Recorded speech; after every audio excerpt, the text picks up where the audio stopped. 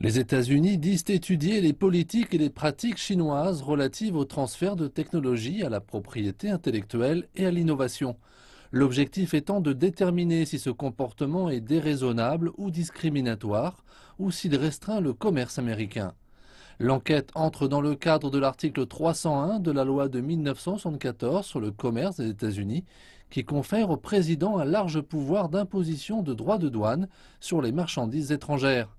La Chine affirme que cette enquête ne prend pas en compte les règles de l'Organisation mondiale du commerce et qu'elle fait obstacle aux pratiques internationales actuelles. Nous exprimons une profonde insatisfaction à l'égard de la décision des États-Unis qui préconise l'unilatéralisme et le protectionnisme. Nous prendrons toutes les mesures nécessaires pour protéger avec détermination les droits légitimes de la Chine et de ses entreprises. Le porte-parole a également rappelé l'importance de la coopération entre la Chine et les États-Unis.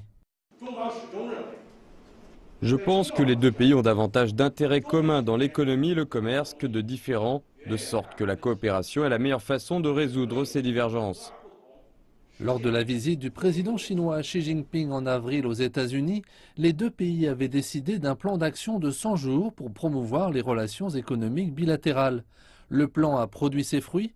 La Chine espère que sur cette base, les deux pays pourront obtenir de nouveaux résultats en facilitant un plan de coopération économique d'1 an.